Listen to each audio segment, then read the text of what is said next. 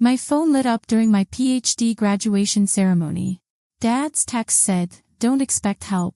You're on your own." 20 minutes later, my CFO called to tell me our company just went public at $6 billion. And my parents were sitting right there when everyone in the stadium heard him say it. Let me back up. My name's Ashley Cameron, and I've spent my entire life being the disappointment. The daughter who thinks too much, works too hard, and wastes her time on things nobody understands. At least that's how my parents saw it. I grew up in a small California town where ambition was suspicious. People didn't celebrate big dreams, they warned you about them. Stay practical. Get a normal job. Don't reach too high. That was the message everywhere I turned. I was the kid who chose books over parties, coding over gossip, research over everything else. My parents hated it. They thought I was setting myself up for failure. When I tried explaining my work over Thanksgiving dinner one year, Dad literally laughed at me. "Stop talking like a robot," he said. Mom just waved her hand and told me to focus on finding a job that made sense. Every time I tried to share what I was working on, they shut me down. Every single time.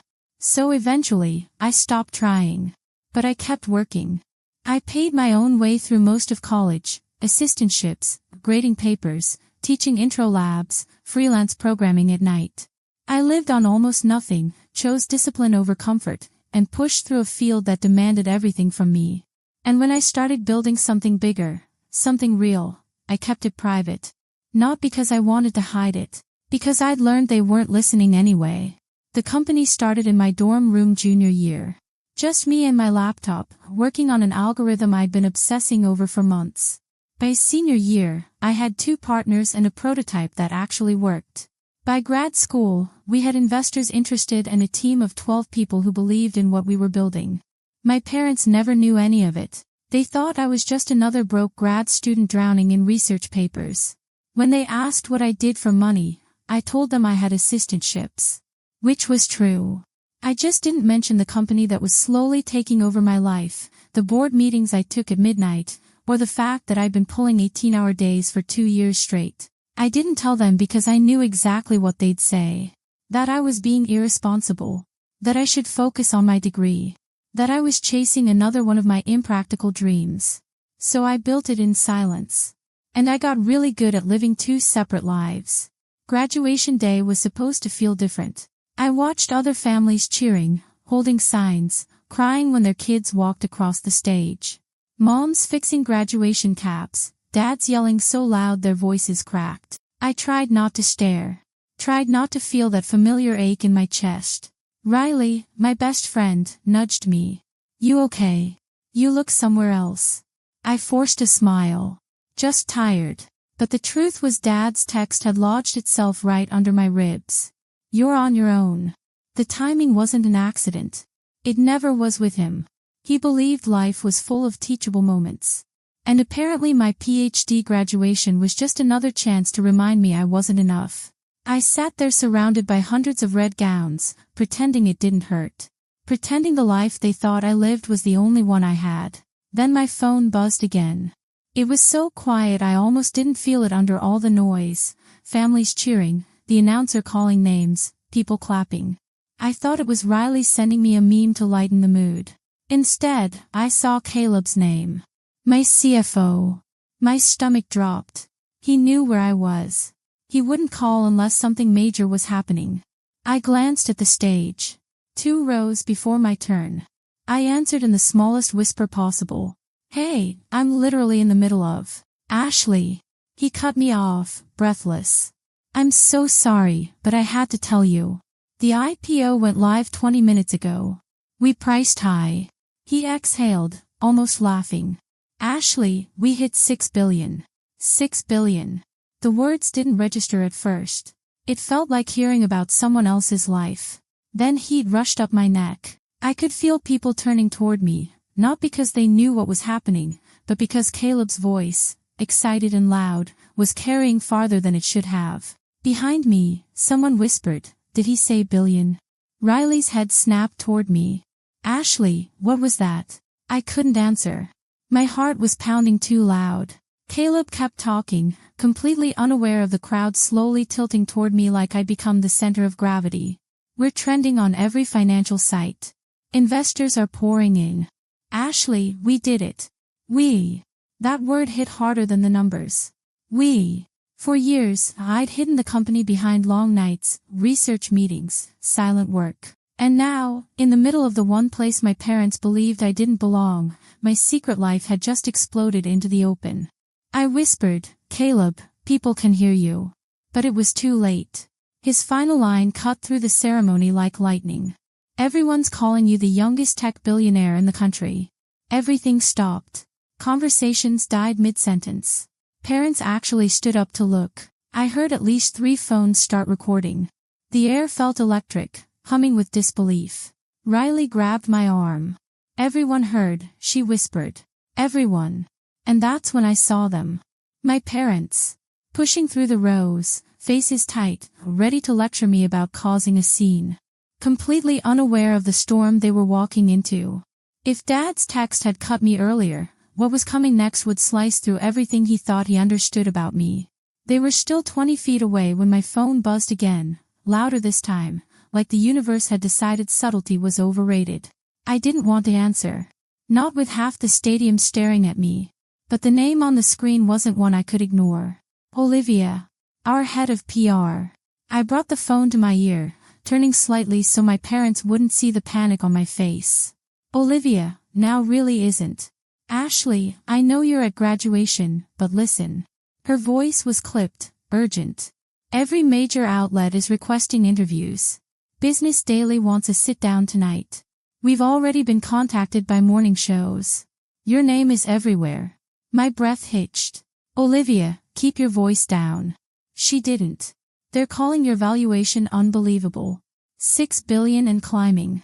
This is historic. A ripple of gasps moved through the rows around me. Riley pressed a hand over her mouth. Ashley. They heard her too. Mom and Dad were close enough now that I could see the lines tightening around Dad's eyes, that familiar storm-brewing expression he wore when he was gearing up to set me straight. He had no idea the ground beneath him was about to disappear. Olivia kept going, her voice spilling into the open air like a confession dropped in church.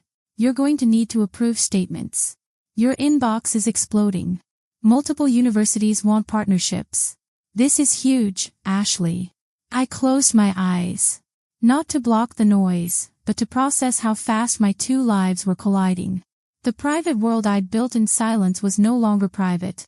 And my parents, the last people I wanted hearing any of this, were stepping directly into the fallout. Olivia, I'll call you back. But when I lowered the phone, people were still staring. Phones still pointed at me. Some were even smiling, excited to witness a story they'd probably repeat for years. My parents stood barely 2 feet away now. Mom looked thrown off balance, scanning the faces around us.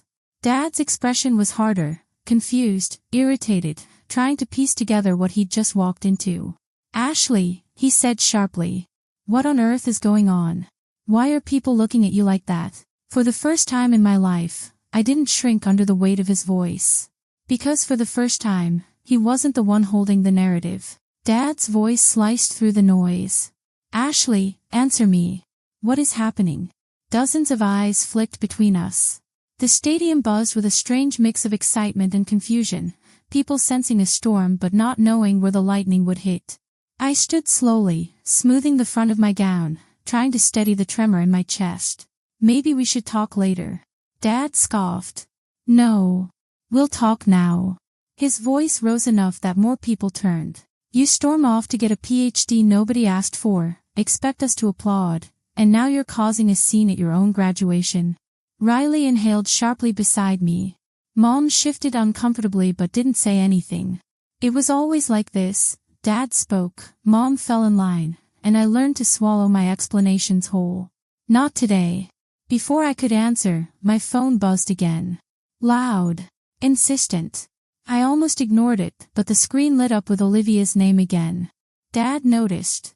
Who keeps calling you? Is that another one of your little campus jobs, Ashley? You can't avoid real responsibility forever. A laugh, small, bitter, escaped before I could stop it. Dad, that's not who's calling. He frowned. Then who? I didn't answer with words. I answered by hitting speakerphone. Olivia's voice burst out, bright, unmistakably energized. Ashley, the valuation just jumped. We're past 6.2 billion. Investors are pushing the projection even higher. Also, you need to prepare for the press. They've already named you one of the youngest self-made tech billionaires in the country. Silence. Silence so heavy it pressed against my skin. Olivia kept going, unaware she'd just detonated a bomb. Board members are thrilled. Multiple agencies reached out about contracts. And the foundation wants confirmation that your donation will still be announced this month. Olivia, my voice shook. You're on speaker. A beat. Then, oh God. Okay. Well, hi, everyone. Someone in the crowd actually laughed. Dad's face drained of color. His mouth opened, closed, opened again. Mom clutched her purse so tightly her knuckles went white. I ended the call and lowered the phone. The air around us vibrated with whispers. Did she say billionaire? How old is she? That's her dad right there. Dad swallowed hard, his voice suddenly thin. Ashley, what? What was that? There it was. The question he'd never asked me in years.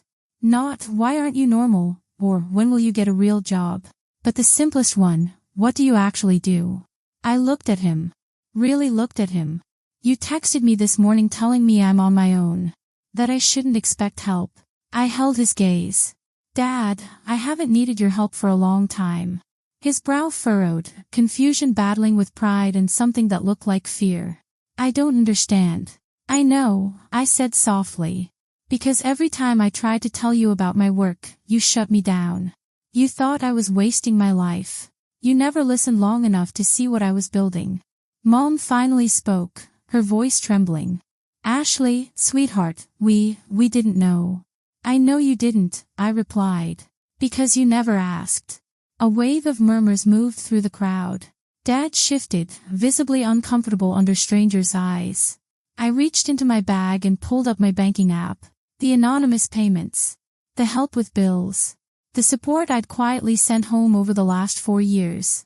I turned the screen toward them. These were me. All of them. Mom covered her mouth. Dad leaned in, squinting at the phone. You paid these. Yes. But why didn't you tell us?